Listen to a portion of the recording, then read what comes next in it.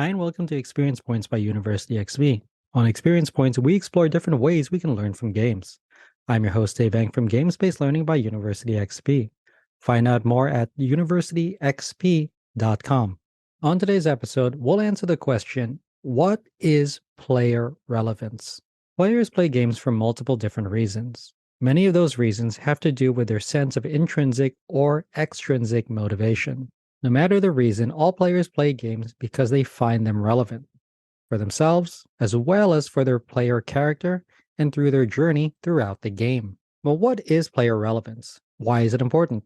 How can it be leveraged as a game designer and as an educator using games-based learning? This episode covers the concept of player relevance in depth.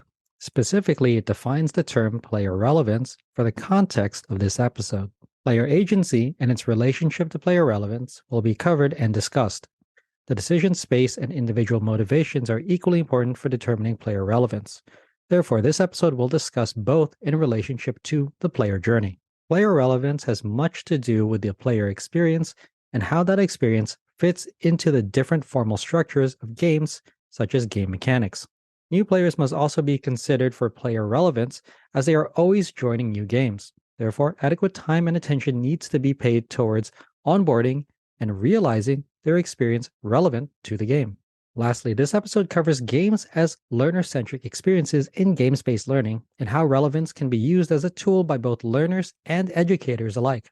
So what exactly is relevance? For many, relevance is connecting a series of topics or content from one to another in a logical and thematic way.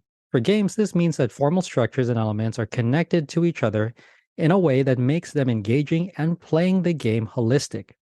Great games are able to tie both game mechanics and the theme into a coherent whole. For the purposes of this episode, we will discuss player relevance as it relates to the player experience, the formal structures of games, and the applications of games-based learning for achieving a specific educational outcome. Certain elements are more relevant for achieving one goal over another, such as making the game fun and engaging while also honoring players' time and commitment to educational learning goals. Therefore, this episode will focus on what specific elements of games are relevant for the player and learner to achieve learning and development. Good player relevance is related to good player agency. Player agency addresses the need for individuals to take and make decisions within the game. That means that really great and engaging games provide both an opportunity and a need for a player to engage with them. This means that game's core loop revolves around a player's empowerment to take action. However, players, educators, and designers must also know that interaction differs from game to game. Some games demand something from some players, while other games demand something else. This is why some players prefer playing very deep and crunchy Euro games versus abstract games, mobile games, and social deduction games. The asks for players differ based on what is required from the player. Therefore, their level of interaction, and by nature, relevance, is different as well. In addition, many will notice that some of the best and most adept or engaging games require players to play, engage, and interact with the game in different ways. This may come through different types of engagement, like dexterity games versus abstract games, or via communication, such as communication through social games or lack of it from some cooperative games. All of these types of engagements require something from the player, but the way it demands it from the player and how that engagement is structured within the rest of the formal elements of the game may change from play to play. Conversely, there are other games that are identified as being shallow or lacking in this depth. This doesn't mean that they are bad games. Rather, their experience is much more succinct in that one or a few plays provides the range of experiences that one might come to gain from playing the game. Some interactive experiences may embody this wholeheartedly, such as with escape rooms, whereas other games may lack further experience due to lack of development. The provision of player agency is what makes games relevant experiences for players overall. The structure of that agency and how players take actions within that space is called the decision space of games. The decision space is how players can make decisions and choices in games and how those choices expand or contract dependent on the game, the player, and other players' actions. Some decisions may be more relevant than others in the game. Presenting more decisions than a player could conceivably take could induce a form of analysis paralysis for players. However, this can be mitigated by providing clear paths and roles for players to take within the game. This is often included in game tutorials or other forms of content within game design that onboards players and helps them achieve agency and make meaningful decisions within the game. It can be further reinforced when these tutorials are linked to something thematic in the game, as well as players' own level of experience and skill.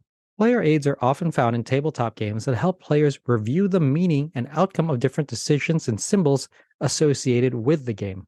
The same player aids can be adapted for use across different games and educational applications by demonstrating to players the relevance of decisions that they can make throughout the experience.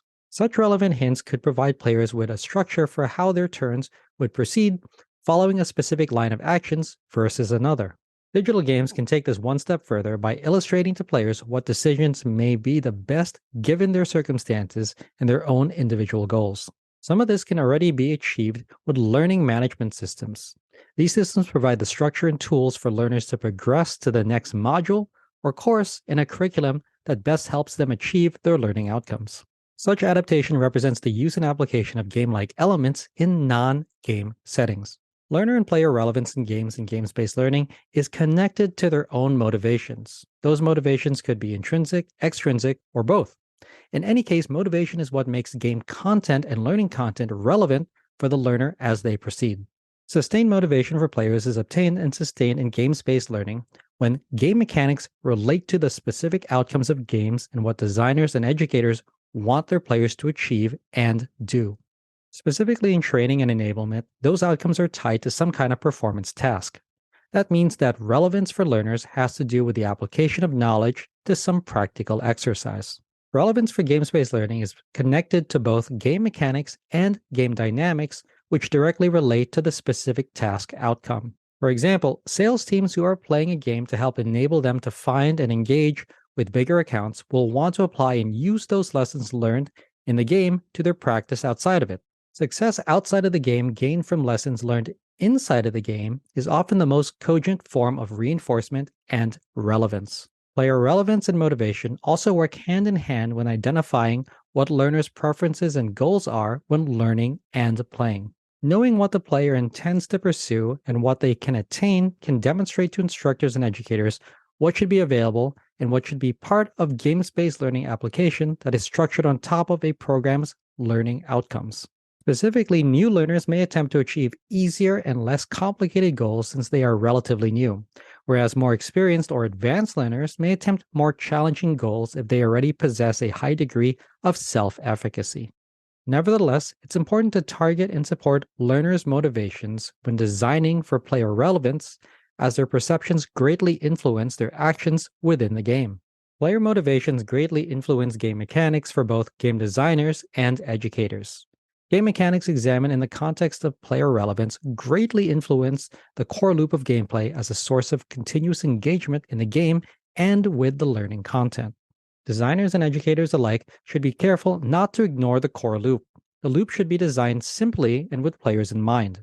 It should also unfold to provide greater depth for players as the game continues to evolve and unfold.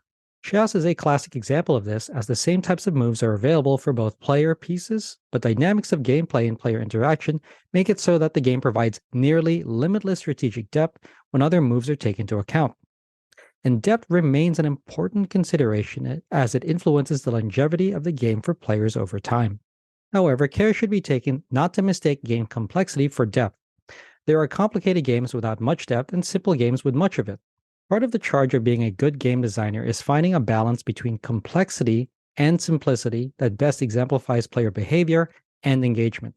Simple games such as Rocket League make it so that the mechanics of player actions are simple and easily described and implemented. But the interaction between players within the constraints of the game environment make it so that the game requires much more skill and engagement from players to truly excel at it.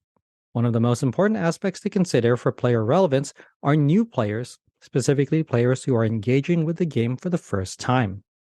While educators may be used to learners who are experiencing new material for the first time, designers can also benefit by creating game structures for player relevance with a focus on the role of these new players. This new player experience is important because the first kinds of experiences that new players will have playing a new game will affect and influence their future experiences with it. That means that making sure that players are onboarded early and well is important to consider. While new players might be new at playing this game, they may not be new to playing games in general. So, creating game experiences that are relevant to these players means providing scale challenges for them that honor their past experiences, but also require them to learn the specific aspects that are different in a new game. Different players coming to new games and different learners coming to learning experiences for the first time arrive with different levels, backgrounds, and biases around playing and learning. This means that certain individuals will learn and play differently and at different levels compared to their peers.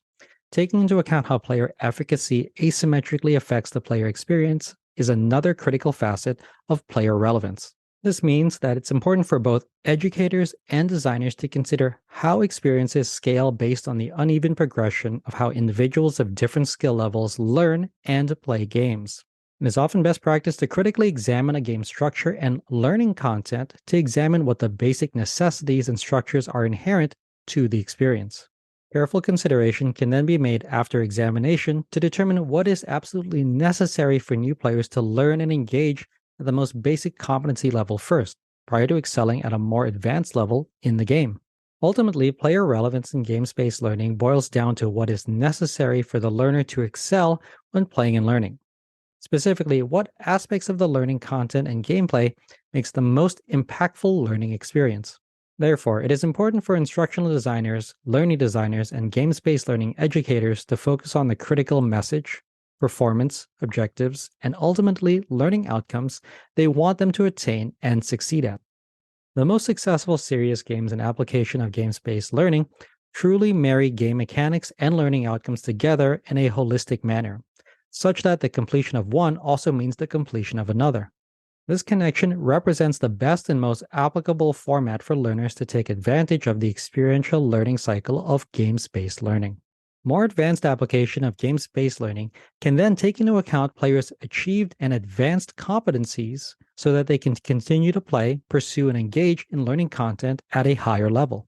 This scalability is often represented in classic abstract games such as checkers, chess, Go, and backgammon, where the player choices are simplistic, but the results of those choices unfold over time to reveal advanced strategies and outcomes. Less prevalent games often lack this kind of unfolding and strategic depth. This means that these games might be novelties for players and learners at the beginning, but may not possess enough unfolding strategy to warrant repeat plays. It's these repeat plays that leave lasting and indelible memories in the hearts and minds of learners, which makes growth and development through games-based learning memorable and effective. Relevance is, of course, a critical aspect of games-based learning and how learners and players experience and interact with both games and learning content. That's because relevance in games-based learning is often implemented in one of two ways. The game may be applied for its content, value to teach people about certain subjects or to assist in helping players acquire skills. In either case, the game needs to be relevant to players' own motivations and aspirations, as well as the learning outcomes of the teacher or instructor. Relevance in games-based learning can be found in this way by making the learner the center of the activity or process. This prioritization of the learner or player journey makes it so that the game is used as a vehicle for helping learners achieve specific outcomes through their play. In this way, game elements such as mechanics, dynamics, and components are used in relation to the didactic elements indicated by the instructor. The connection of these elements results in the use of games as a medium for teaching and learning through games-based learning. Such connection affects a more holistic application of games as a relevant source of experience, content, and information for the learner. This episode reviewed the concept of player relevance in depth. It discussed the definition of relevance within the scope of games. Player agency and decision space of games were discussed as it relates to player relevance.